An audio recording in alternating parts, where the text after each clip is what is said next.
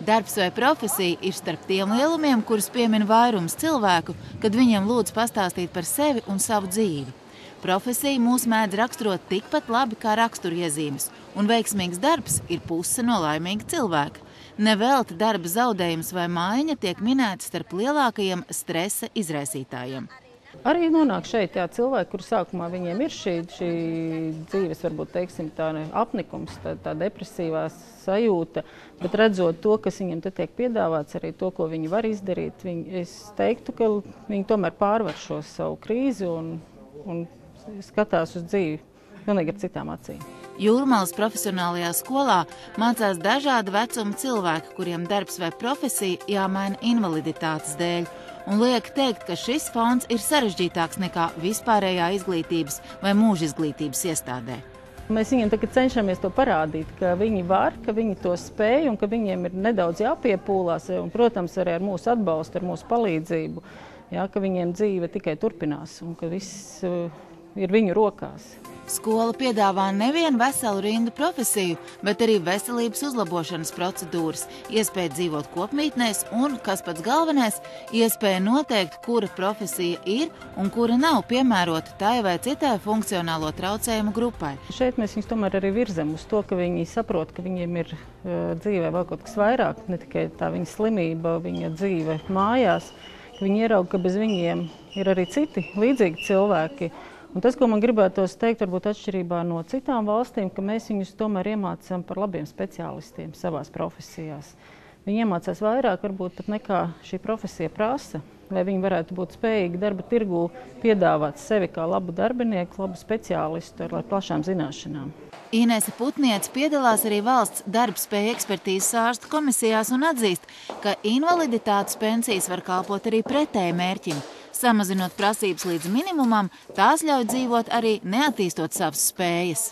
Jautājums ir par to, kurā brīdī mēs viņiem palīdzam, rodam kaut kādas papildus iespējas, rodam papildus finansējumu, tā kā atbalstam viņus vairāk, un kurā brīdī varbūt viņi tiešām nemaz to visu nevēlās, jo viņiem ir pietiekoši, man pat gribas teikt, ērti būt tajā situācijā, kurā viņi ir.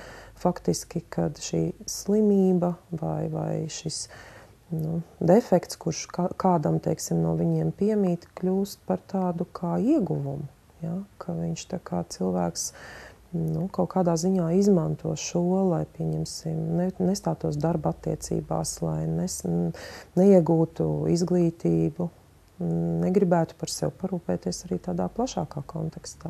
Trūkstot izglītībai vai konkurētspējīgai profesijai, cilvēks viegli var pārtapt par profesionālu pabalstu saņēmēju. Šajā kontekstā iespēja apgūt darbspējām atbilstošu profesiju ir ļoti svarīga. Es domāju, ka noteikti tas nodara, jo, ja mēs, piemēram, domājam par tām iespējām, ka tā skola man vai nu nav pieejama nemaz, vai viņa tomēr ir pieejama, ka es varu pārkvalificēties. Ja tas jautājums ir par tiešām šo invalidizēšanos kā tādu, nevis, ka es esmu vai neesmu tādas vai citas grupas invalīds, bet par to invalidizāciju kā tādu, tajā domāšanā. Un es domāju, ka runājot arī ar šiem cilvēkiem invalīdiem, viņiem ir ārkārtīgi svarīgi, ka viņš var strādāt, ka viņš var būt noderīgs. Tomēr gan valsts, gan ārsti var piedāvāt tikai iespējas. Izvēle jāizdara un lēmums jāpieņem pašam cilvēkam. Jautājums ir par to, vai viņi var vai nevar pārkāpt tā kā tam pāri, kas ir noticis. Vairāk tomēr būs atkarīgs patiešām no katra ļoti individuālām personības īpašībām, vai tas cilvēks vispār ir ar tādu personības potenciālu, ka viņš var gan sev pārvarēt, gan kaut kādā ziņā sev motivēt, un arī tiešām varbūt pat kaut kādā mērā cīnīties varbūt ar tām grūtībām, ar kurām ir jāsaskarās. Ivo apgūst elektroniku un telekomunikācijas. Viņš izvēlējies mācības profesionālajā skolā, jo vēlējies ātrāk apgūt kādu arodu, kas ļautu kļūt patstāvīgākam. Tas ir kaut kas jauns un, es domāju, interesants ar elektroniku saistīts. Interesē tādas lietas. Ir interesanti, ir sevišķi tās praktiskās stundas, kad pašam kaut kas ir jādara. Lai kaut ko sākt taisīt, visam ir vajadzīgas schēmas. Zinu cilvēks, kuri ir aizgājuši praksē no 2. kursa, un viņi tāpat tās sēž un taisa schēmas. visādiem projektiem. Skolas vadītāji apstiprina, ka šobrīd tiešām beidzot var teikt, skolas audzēkņi pierādījuši savu augsto līmeni un skolas absolventiem ir lielākas iespējas atrast pieklājīgu darbu. Man liekas, ka ar katru gadu šī situācija uzlabojas, ka darba devēji arī sāk saprast, ka cilvēki ar invaliditāti var būt ļoti labi darba darītāji. Varbūt temps ir lēnāks, bet zināšanas un pieredze ir. Un tāpēc šobrīd jāsaka, ka jau sāk mums arī piedāvāt darbu, jau sāk meklēt darbiniekus arī pie mums. Ir arī ļoti labi prakses piemēri, kad cilvēks ir bijis praksē, ir nostrādājis prakses laiku, un darba devējs pat nav sapratis, ka viņš ir cilvēks ar invaliditāti, jo viņš ir veicis visu šo darbu ļoti labi, ļoti kvalitatīvi. Un tad zvanot un jautājot, vai mums nav cits speciālists, viņš tad noskaidro, ka mēs apmācam cilvēkus ar invaliditāti. Savas dzīves smagākajos brīžos Ivo ir pārliecinājies, ka cilvēks izdara to, ko grib, nevis to, ko no viņa sagaida. Ratiņkrēslā viņš nonāca pirms pāris gadiem auto avārijas rezultātā, un tobrīd ārsti viņam noteikti neprognozēja elektronikas speciālista karjeru. Lēmumu nepadoties pieņēma viņš pats. Es nezinu, darīt visu iespējamo, lai tiktu atpakaļ uz kājām. Uz kājām var tiešām nozīmē? Nu jā, sākt staigāt. Tu jau vari? Nē, vēl nē, bet strādāju pie tā un varēšu. Tas ir to, ko es pats esmu iedomājies, un tā arī būs. Jo ārsti man vispār pateica to, ka es pat nesēdēšu, es tikai varēšu gulēt gultā. Kad Ivo sāk staigāt, un par šo faktu viņš ir pārliecināts, varbūt kāds piesaugs brīnumu, taču skaidrs ir arī tas, ka brīnumus piedzīvo tikai tie ļaudis, kas gatavi smagi pūlēties. Nu jā, es pats slimnīcā redzēju, ka blakus gultā gulē, viņš neko vairs negrib, viņš savus bērnus negrib redzēt vairāk, un viss viņš domā, ka ar to arī viss beidzās. Bet, es tādā pat laikā prasīju māsiņām, lai dod man fizioloģiskā šķīduma, tās pudelītes, vingroju ar viņām, visu, ko darīju. Tev bija kaut kāda savu programmu izstrādāt, ko tu darīsi? Rokas vingrināju, pat cik agrāk bija ļoti sportisks, mēģināju dabūt apakaļ savu figūru, un lēnām tas sanāk arī. Brīnums jau arī tas ir, jo tā kā ārsti pateica, ka nekas nav sākumā, jau domāju, ka vispār neticēju viņiem, kā tas vispār tā var būt, kad tā tas arī paliks. Darīju visu, kas iespējams, un redziet, jau sēžu un lēnām tuvojos arī tam, kad sākšu staigāt. Varētu domāt, skarba ārstu runāšana tiešām attaisnojas, taču Kristīnas gadījumā ārstu teiktais panāca pilnīgi pretēju efektu. Es vienkārši aizgāju pie ārsta, un tad tur man uzstādīja šo diagnozi. Protams, to, kādā veidā tas tika pasniegts, es nevarēju 3 gadus vispār pie ārstiem aiziet. Tā. Kristīna ir 2. grupas redzes invalīde. Savu iedzimto acu slimību viņa salīdzina ar bojātu fotofilmu. Ja tā ir izdilusi, nevar palīdzēt operācija vai, piemēram, stiprākas lēcas. Brīdī, kad viņa 20 gadu vecumā pirmo reizi uzzināja par šo diagnozi, ārste neko līdzīgu neskaidroja. Vienkārši, daudzās vietās jau ārstiem ir attieksme tāda, viņi kā pārbaudīja tā daktara, un tad viņi saka, tā, mēs jūs sūtīsim uz angiogrāfiju pārbaudīt, un tad jau paskatīšos, vai mans aizdoms ir pareizes vai nē. Es saku, kas par lietu? Viņi saka, nekas, neiet. Uz pārbaudi. Es aizgāju uz pārbaudi, atnācu atpakaļ, un viņi paskatās, jā, man bija taisnība. Jums nevar palīdzēt. Kā nevar palīdzēt? Šī slimība nav ārstējama. Es saku, kā nav ārstējama? Saku, un tas tā progresēs? Jā, tas progresēs. Un tā es saku, par ko jūs runājat? Cilvēki kosmosā lido, kā nav ārstējama? Un viņi saka, tā, vienkārši nav ārstējama. Un man tāds šoks pilnīgs, man vienkārši histērija sākās. Un tad viņi saka, ko jūs te raudiet? Cilvēki akli taču arī dzīvo. Kopš tā laika ir pagājuši 10 gadi, un Kristīna ir atradusi jaunu veidu, kā izturēties gan pret savu slimību, gan pret cietsirdīgiem komentāriem. Viss dzīvē notiek tā, kā tam ir jānotiek, jebkurā gadījumā. Vienkārši mums tiek dota izvēle vienmēr. mums tiek kaut kas rādīts, piedāvāts, un tas jau atkarīgs, ko mēs izvēlamies paši. Katrs pats ir savs laimes un nelaimes galējs. Principā tas ir kā 10 gadu laikā tas ir progresējis tā diezgan, bet kaut kādi gadi, 4, tas ir plus mīnus apstājies. Jaunā sieviete nedomā padoties, kad jautājām, kādu palīdzību viņa labprāt sagaidītu, atbilde bija īsa. Es nezinu, es uzskatu, ka man neko nevajadzētu. Es pati visu varu sasniegt, ko man vajag. Un tieši tāpēc viņai dzīvi piedāvājot tās iespējas, kas ļauj attīstīties. Piemēram, masieres profesiju Kristīna apguva medicīnas koledžā, speciālā 2 gadu mācību programmā, kas tika veidota īpaši neredzīgiem un vājredzīgiem cilvēkiem. Šajā gadījumā, kas man likās tāds tiešām no valsts atbalsts, tas gan Eiropas projekts bija un tā, bet vispār, paldies par to iespēju, kad es varēju pabeigt to medicīnas koledžu, jo viņa bija bezmaksas. Speciāls projekts tieši masieriem, jo, cilvēkiem ar redzes traucējumiem, tātad, viena no profesijām tā ir masāža, kur kā nevajadzētu redzēt, ja tur ir jājūt vairāk. Un, arī valda uzskats tāds, ka, ja cilvēks nav redzīgs, tātad viņš ir labs masieris. Tā gluži nav. No vairāk nekā 20 studentiem šobrīd strādājot tikai puse, taču, kas attiecas uz Kristīnu, tad viņa strādā pat vairākās darba vietās. Man nav nācies saskarties ar tādu negatīvo pieredzi. Es nezinu, cik esmu bijusi darba intervijās, kur man ir uzaicinājušas, vienmēr esmu pieņemta un tā tālāk. Tāpēc, bet tas jau arī ir no cilvēka, man jau šķiet atkarīgs arī. Kā tu sevi pasniedz? Kristīna plāno neapstāties pie pašreizējā statusa un tāpēc papildina savas zināšanas aromaterapijā un ajurvēdā. Manā plānā, protams, ir masāžas kabinets, viņš jau it kā ir tā teorētiski. Un masieriem jau ir tā, kad ir kaut kāds noteikts laiks, kad masieris var sevi realizēt. Tas ir tā, kad ja masieris tikai strādā, viņš var ļoti ātri sevi nobeigt.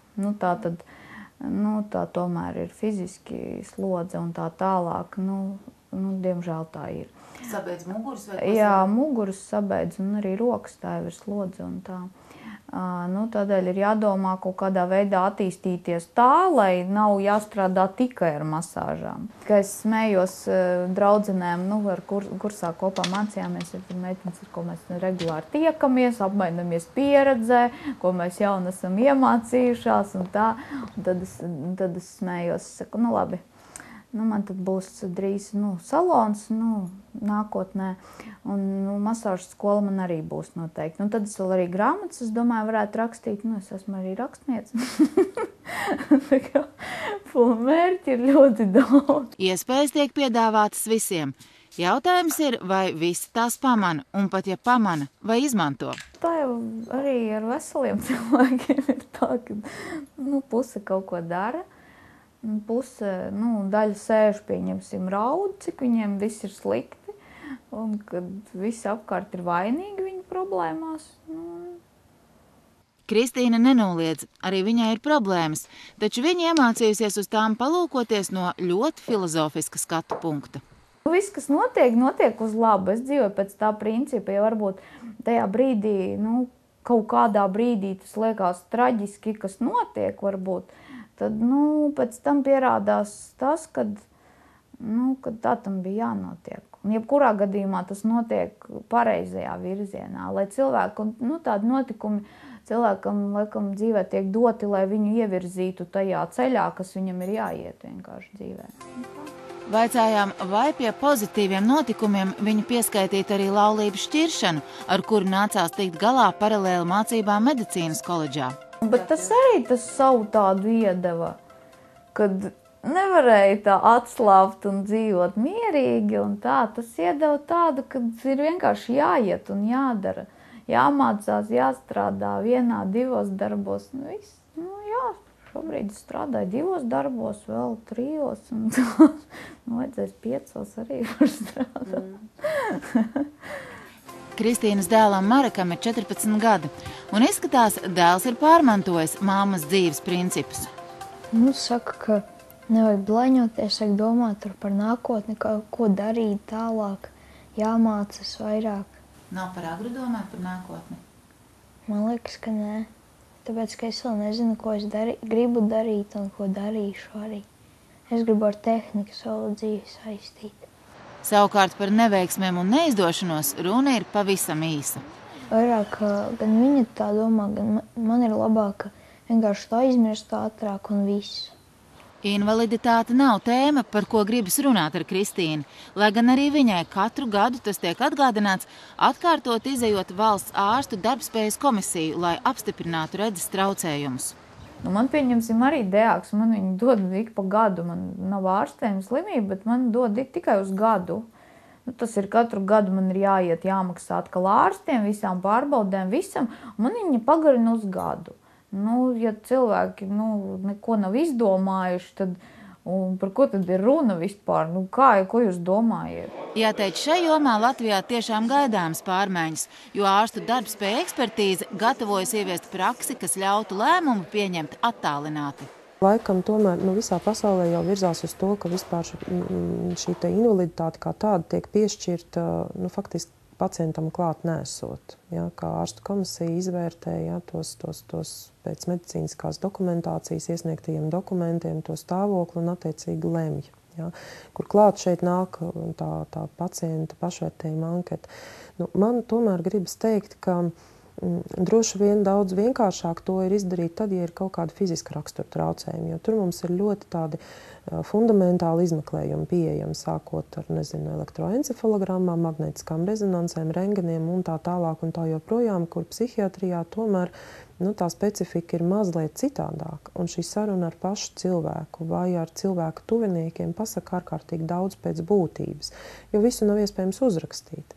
Vai tā būs labāk vai sliktāk, to tā nevar prognozēt, jo skaidrs, ka tas tiek darīts tāpēc, lai atvieglotu šiem cilvēkiem dzīvi, teiksim, lai viņiem būtu vieglāk, jo patiešām jau nākšana uz to komisiju saistās ar veselu speciālistu, rindu veselu speciālistu apmeklējumiem. Ja invaliditāte nosaka balstoties uz dokumentiem, nav jāsaskars ar aizspriedumiem, kas nosaka, cik nožēlojamam un nevarīgam būtu jāizskatās 1., 2. vai 3. grupas invalīdam. Arī Kristīnai ir bijis jāpierāda, cik patiesībā nopietna ir viņas veselības problēma. Pirmajā reizē, kad es aizgāju, mans acu ārsts pateica, ka man ir kā minimums 2. pilnīgi noteikti, viņa pati ir DAK bijusi, sēdējusi komisijā tieši. Tad es aizejot un iedevu 3. Tad man ģimenes doktori teica, viņa bakstīja tos ārstus, un arī pati rakstīja, viņa saka, man ir vajadzīgi zināt niansēs. Viņa saka, man kā ārstam, man neko tavu diagnozi pilnīgi neizsaka.